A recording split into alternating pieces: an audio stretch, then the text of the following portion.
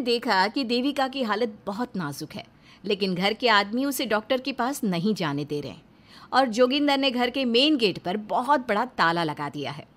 लेकिन देविका की सास विमला पहली बार घूंघट उठाकर समाज के बनाए नियम का उल्लंघन करती है और देविका की जान बचाने की कोशिश में जुट जाती है।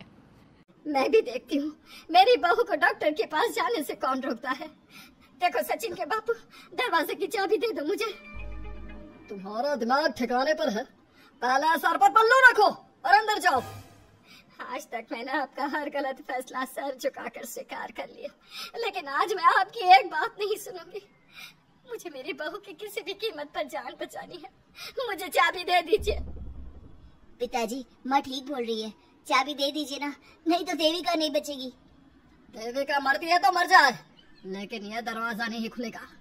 तुम सारी औरतों को इस देविका नाम की बीमारी ने पागल कर दिया है और इस बीमारी का अच्छी तरह से इलाज करना आता है मुझे।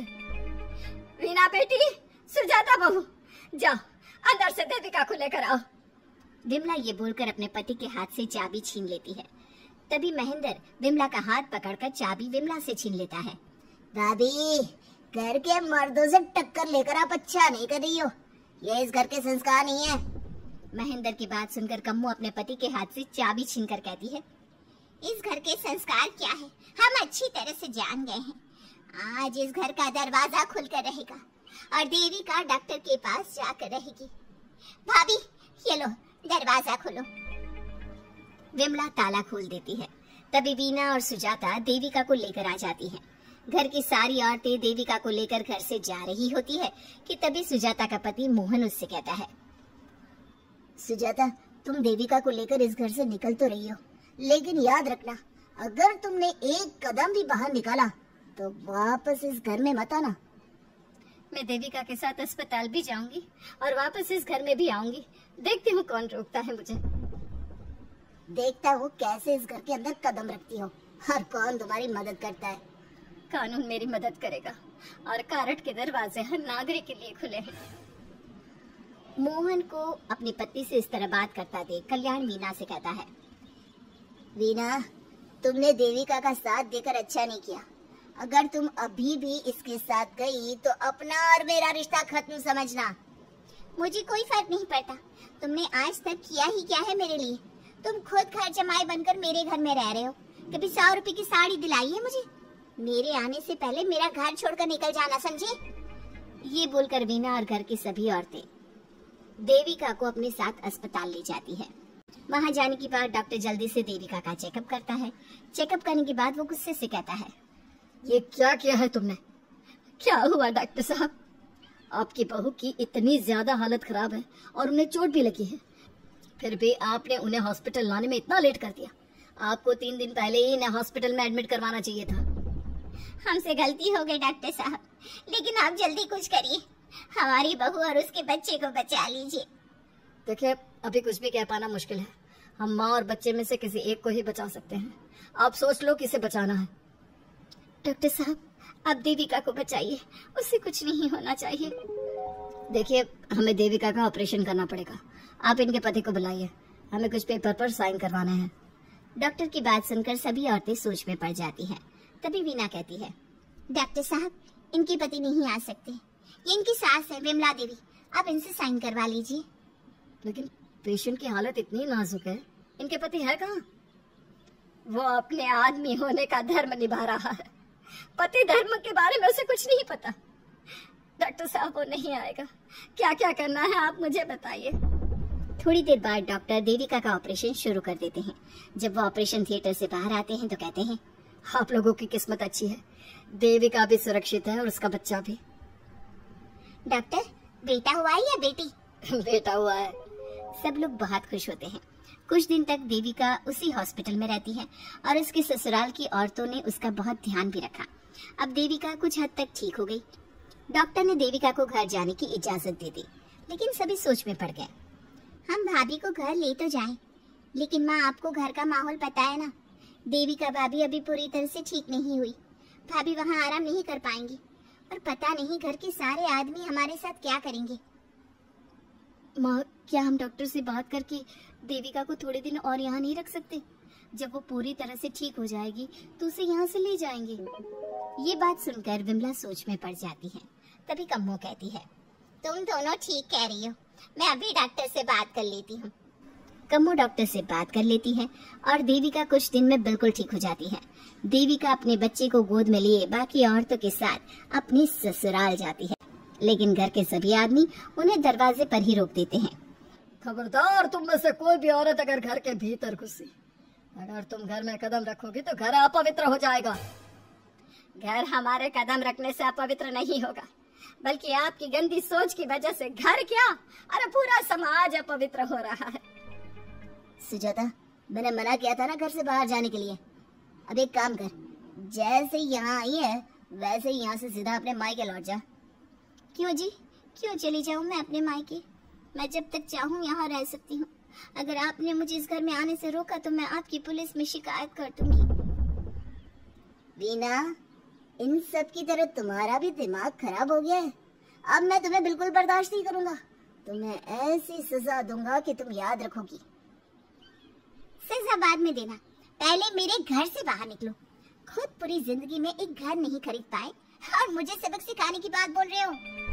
देखो वीना, तुम इस घर की बेटी जरूर हो, लेकिन कल्याण इस घर में ही रहेगा। उसने बहुत कुछ किया है इस घर के लिए, लेकिन तुम अब यहाँ नहीं रह सकती। क्यों नहीं रह सकती? इस घर पर मेरा उतना ही हक है जितना सचिन का। देश के कानून ने मुझे ये हक दिया है। अगर मैं चाहूँ तो कोर्ट का सहारा लेकर इस जायदाद का आधा हिस्सा ले सकती हूँ। और हाँ कल्याण, तुमसे तलाक भी ले सकती हूँ।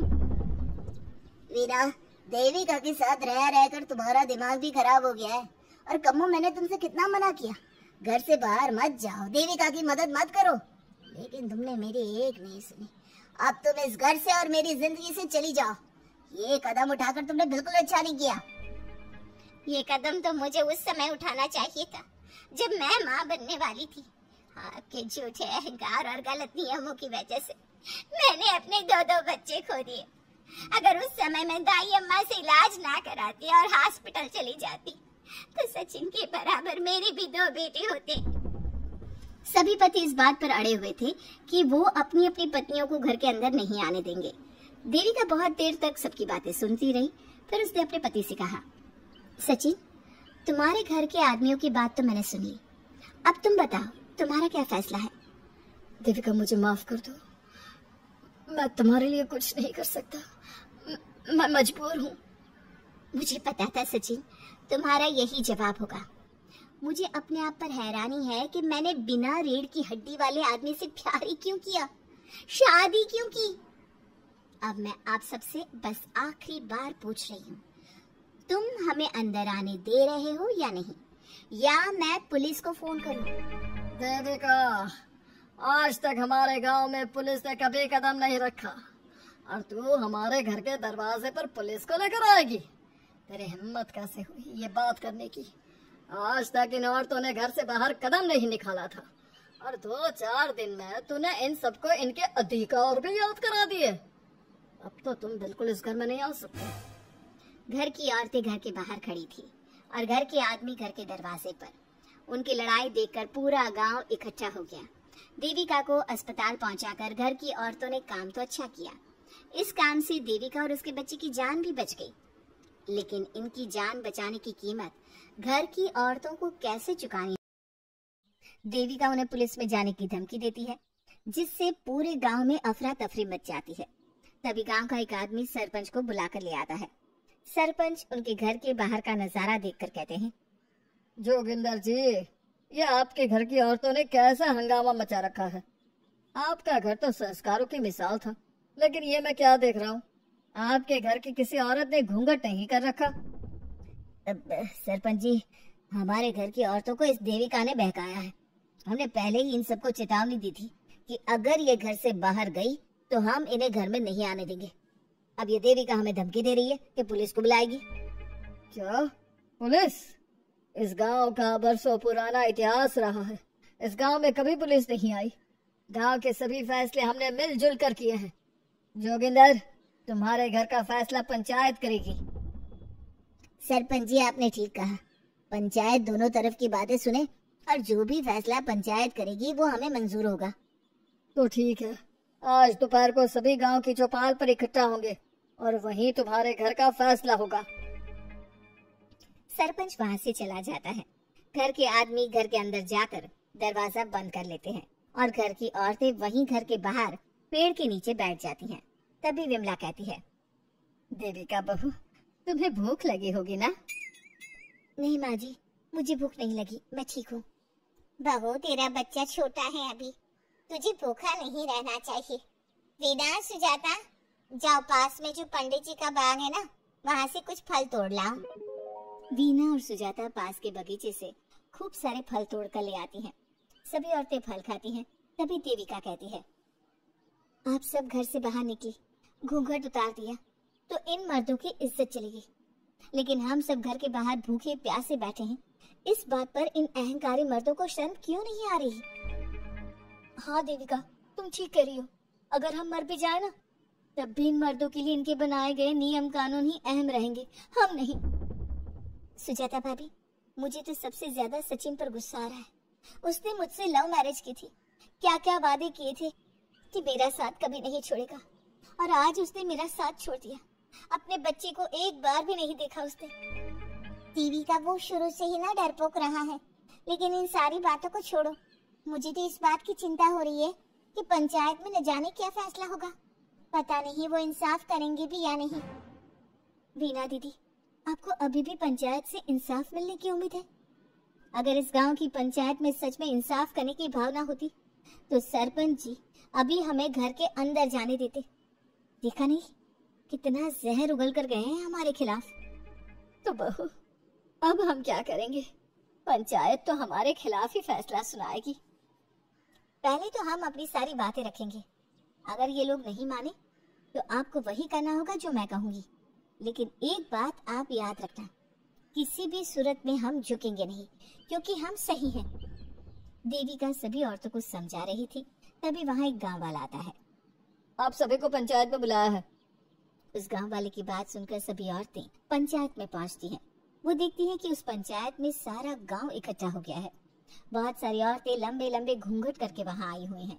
तभी पंचायत की कार्यवाही शुरू की गई और घर के आदमियों से पूछा गया कि वो घर की औरतों को घर में क्यों नहीं रखना चाहते। हमारे घर की औरतें ना तो घूंघट उतारती है और ना ही किसी डॉक्टर से इलाज करवाती है, और हमारे मना करने के बाद भी इन सब ने घर से बाहर कदम रखा, हमसे ऊंची आवाज में बात की। हमने इन सबको चेतावनी भी दी, लेकिन इन्होंने हमारी बात नहीं सुनी। अब ये सभी औरतें हमारे घर में नहीं रह सकती। अब औरतें अपना पक्ष रखें। ये कानून की किस किताब में लिखा है कि औरतों को घूंघट करना चाहिए? और अगर मेरे ससुराल की औरतें मुझे डॉक्टर के पास ना लेकर जाती तो ना मेरा बच्चा जिंदा बचता और ना ही मैं। लेकिन दाई अम्मा से हम इलाज करवा रहे थे ना। दाई अम्मा को कुछ समझ में नहीं आ रहा था। देविका का इलाज दाई अम्मा के बस की बात नहीं थी। काफी देर तक दोनों पक्षों में बहस चलती रही। दोनों एक दूसरे पर आरोप प्रत्यारोप लगाते रहे, लेकिन दोनों पक्षों की बात सुनने के बाद पंचायत ने जो फैसला लिया उसके लिए तो देविका पहले से ही तैयार थी। दोनों पक्षों की बात सुनने के बाद पंचायत ने यह फैसला किया है कि सारी गलती महिलाओं की है।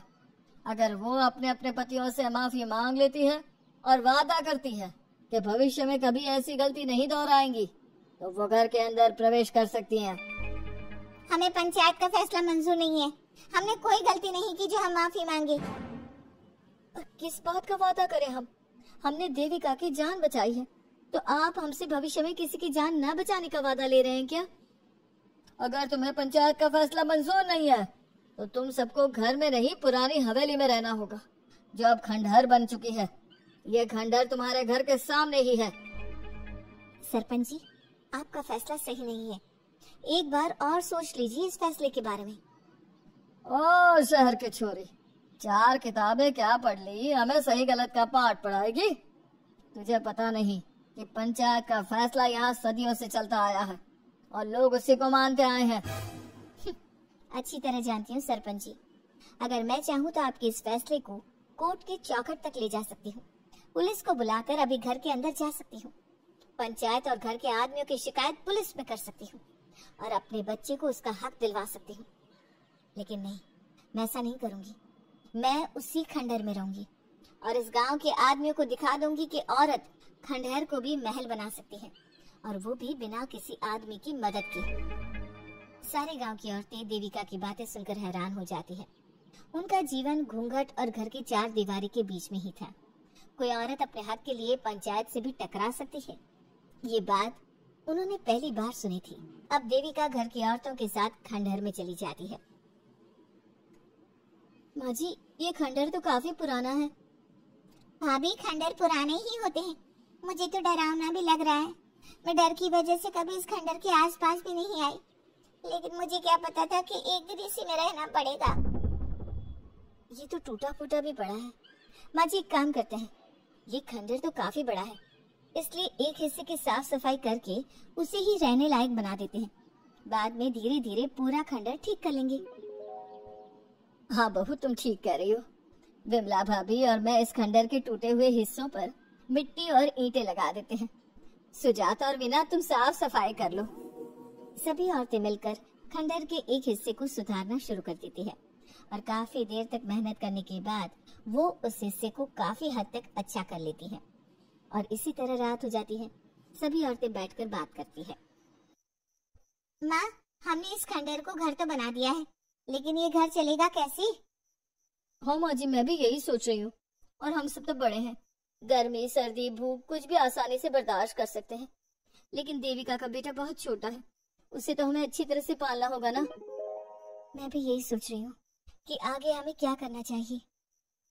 तम्मू और मैं मिलकर मिट्टी का चूल्हा और मिट्टी के बर्तन बना देते हैं। कुछ दिन के लिए खाने का इंतजाम भी हो जाएगा, क्योंकि यहाँ पर खेत और बाग बगीचे आसपास ही हैं, कहीं से कुछ भी ले सकते हैं। पहले आप मुझे ये बताइए कि आप सब लोगों को आता क्या है, मतलब कोई ऐसा काम जिसका आपको शौक हो, जो आपने बचपन से किया हो। बहू, तेरी दिमाग में चल क्या रहा है? माँ जी, बहुत कुछ चल रहा है। बस अब हमारा सारा ध्यान इस बात पर होना चाहिए कि हम अपने लिए अच्छे से अच्छा क्या काम कर सकते हैं। आप सब हिम्मत से और समझदारी से काम लो, फिर देखना हम इस खंडहर को भी महल बना देंगे। इसके लिए सबसे पहले हमें आत्मनिर्भर बनना होगा। देविका सभी को समझा रही थी, तभी उसका बेटा रोने लगा। उसने अपने बेटे को गोद में उठाया और उसे चुप कराने लगी। अब देविका के सामने सबसे बड़ी चुनौती थी कि वो किस तरह से ससुराल की औरतों को आत्मनिर्भर बनाए और किस तरह से अपना घर चलाए।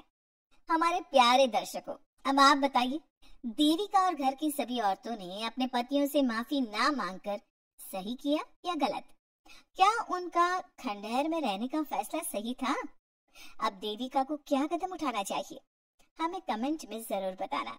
हमारी कहानी को लाइक, शेयर और चैनल को सब्सक्राइब करना